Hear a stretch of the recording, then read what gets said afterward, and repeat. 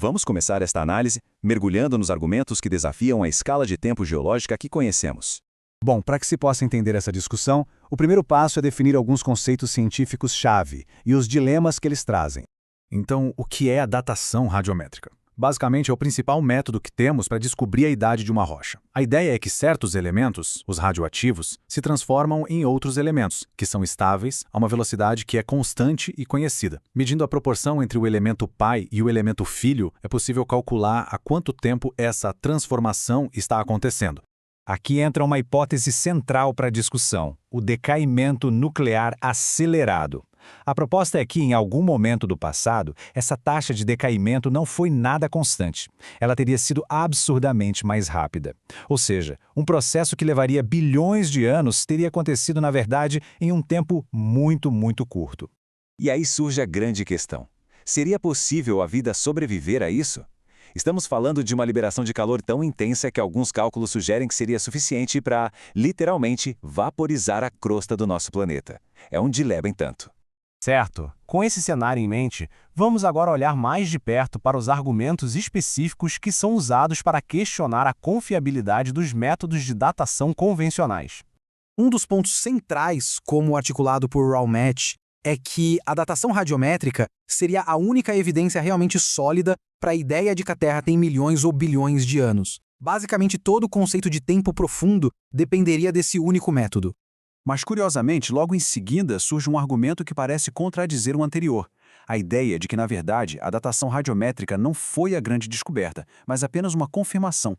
Ela só teria sido aceita quando os resultados batiam com uma crença que já existia no tempo profundo, uma ideia que vinha de geólogos como Charles Lyell lá no século XIX. Então fica a pergunta, era a única evidência ou apenas uma confirmação de uma ideia pré-existente? Além disso, outros argumentos são colocados na mesa. Um deles é o paradoxo do chumbo, que sugere que existe mais chumbo no manto terrestre do que o decaimento do urânio poderia gerar. Outro ponto se baseia em experimentos, como um estudo com rênio-ósmio, que seriam a prova de que as taxas de decaimento podem sim ser aceleradas.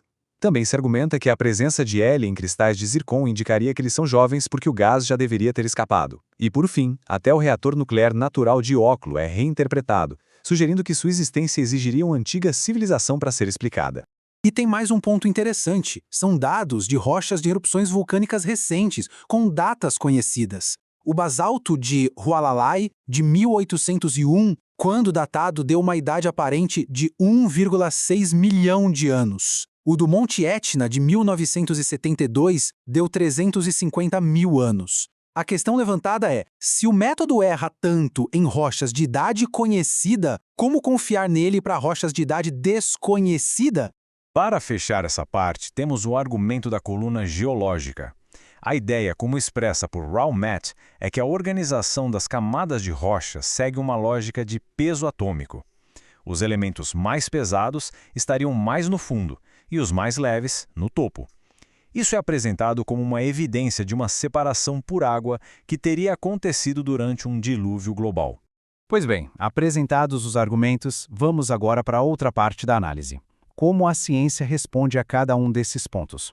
Vamos começar com o experimento de rênio-ósmio. As condições para acelerar o decaimento foram extremas.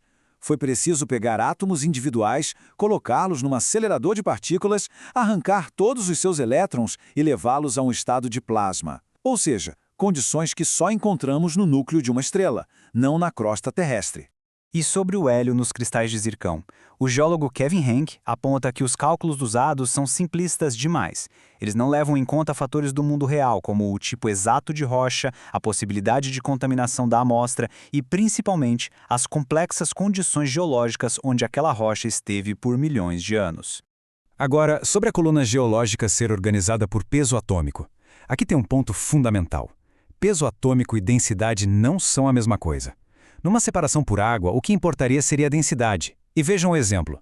O ósmio tem um peso atômico menor que o urânio, mas ele é bem mais denso. Então, numa separação por densidade, o ósmio afundaria mais. O argumento do peso atômico, portanto, não se sustenta. E aquelas datações erradas de vulcões recentes? A resposta está no método utilizado. O trabalho citado usou a datação por potássio-argônio em rochas vulcânicas que se formaram debaixo d'água.